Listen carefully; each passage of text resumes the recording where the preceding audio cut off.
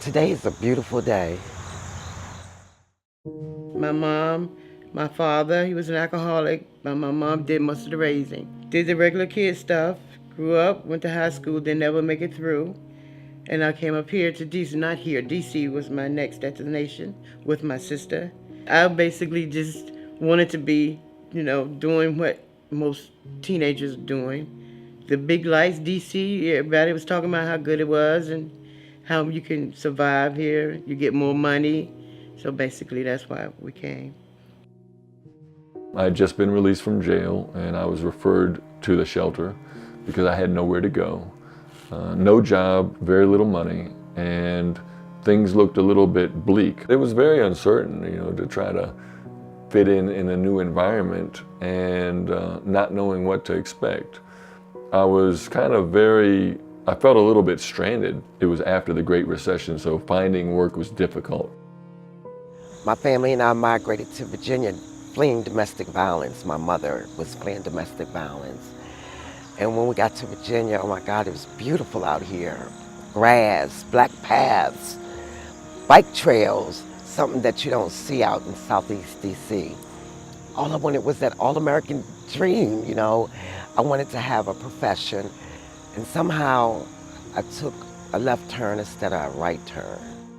The beginning it was rough because like I said, I got into a lot of the street life. I thought that I could make more money doing illegal things, which I did for a while, but in the end it didn't pay off for me. So I ended up getting caught up in the law, going to jail.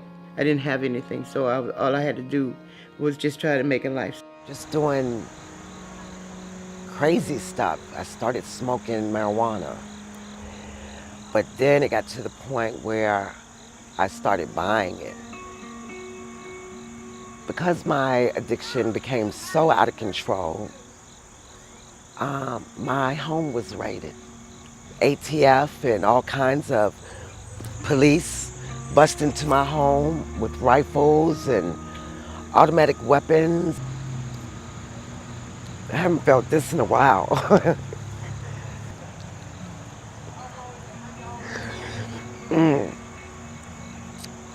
I lost my housing as a result of the raid, and I had nowhere to go. My social worker pushed me so hard to get into this shelter called New Hope Housing. I heard about New Hope Housing by social service. I came in and everybody just treated you like you were human. I mean, they didn't look down on me. They didn't know me, but they knew I was homeless, but they didn't treat me as if I was some dirty or diseased person. They treated me like a human. And I felt so safe. I had never felt as safe as I felt that night. The things that New Hope Housing has done for me, gosh, they've made me the woman I am today, actually. When I first came there, I was kind of depressed because I had lost my job at the Goodwill, so I had been looking for a job. I kept going and I kept going, and then they sent some volunteers there to help us out with our resumes. And I kept saying, I can do this. I know I can. I'm not going to let my age, I'm not going to let my past stop me from doing what I know I can do. And lo and behold, a job came up. I was blessed enough to get a 24-year-old car, which my father gave me, but it was good enough to get me from point A to point B and actually get a job. I had to be there at 5:30 every morning, so I had to get up here at 4 a.m. and I was quickly promoted. And what I did is they placed me at the front desk, and I was something like a receptionist. And I helped, whatever they needed me to do, I did it.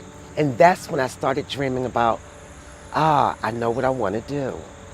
We welcome the unwelcome.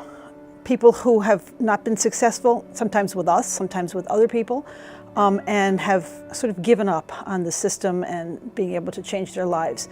Those are the people we really would like to see and try to help.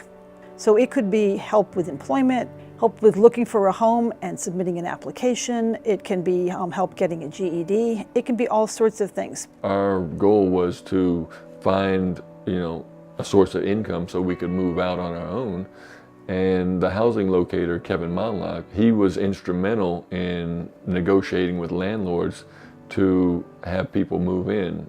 And so he was instrumental in my being able to move out of the shelter and move into permanent housing. Ms. Young, she is remarkable. Then all of a sudden she said, no, I know a place that'll take you. I said, you do? She said, come on, get in the van, let's go see. I'm in the van with her coming over to here, Southern Towels.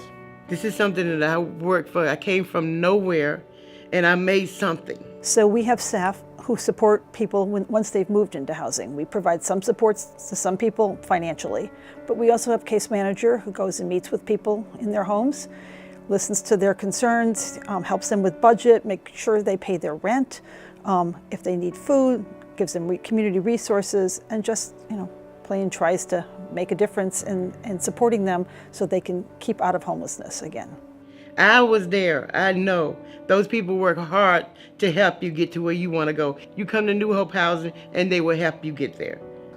I got an email out of the blue from Pam Michelle saying she thought I would be a great candidate for the Consumer Advisory Council. Well, I went ahead and went for it and found out that there's a whole different side of fighting homelessness. My advocacy work helped determine my career through seeing things from the other side of the picture.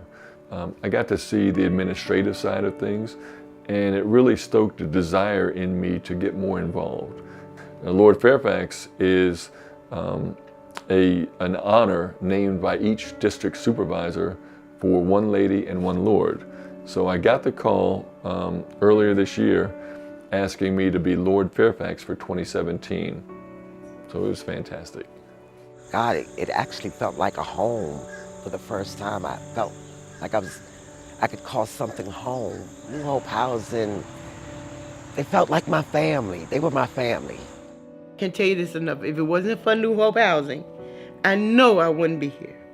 I really wouldn't. And that's why I wanted to tell them, thank you for what you've done for me. If you want to make a difference, you can make a difference. There are opportunities to make a difference in ending homelessness. The main thing is that you have a desire. If you want to end homelessness, if you want to end your homelessness, you can do it. It just takes a little bit of hard work and perseverance, but I'm living proof that with that hard work, with that perseverance, life can get tremendously better.